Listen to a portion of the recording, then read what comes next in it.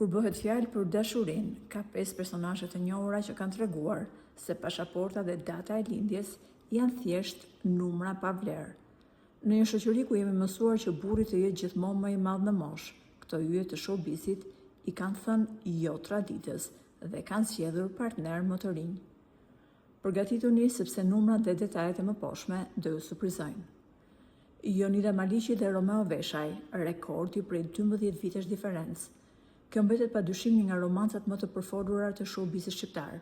Këngëtarja Jonida Maliqi sfidoi mentalitetin e kohës, kur deklaroi se ishte dashuruar me Romeo Veshaj dhe këngëtarja ishte 12 vite më e madhe se Romeo. Arbana Osmani dhe Eduard Grishaj kanë ndërtuar një familje të mrekullueshme dhe një karrierë të përbashkët. Ata kanë një koincidencë të rrallë romantike, festojnë ditëlindjen në të njëjtën datë, në 7 maj.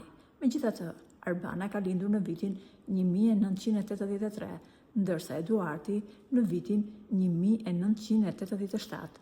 Arbana është 4 vite më e madhe se bashkëshorti i saj, një detaj që vetëm saj ka shtuar pjekurinë në marrëdhënien e tyre. Aurela Gaçe dhe Skerti.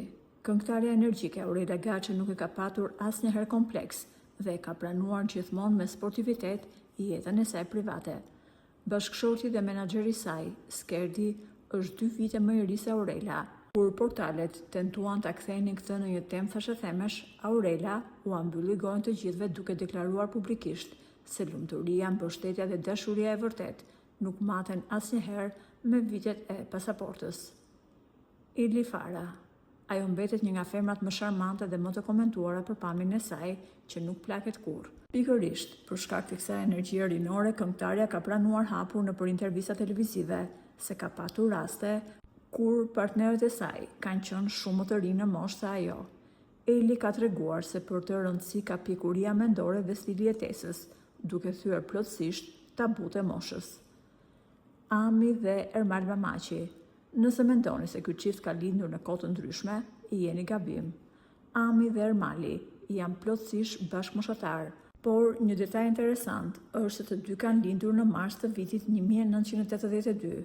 Ami ka lindur në 5 mars, ndërsa Ermali në 21 mars. Pra, nusja u udhëheq më saktësisht 16 ditë më shumë jetë se dhëndri.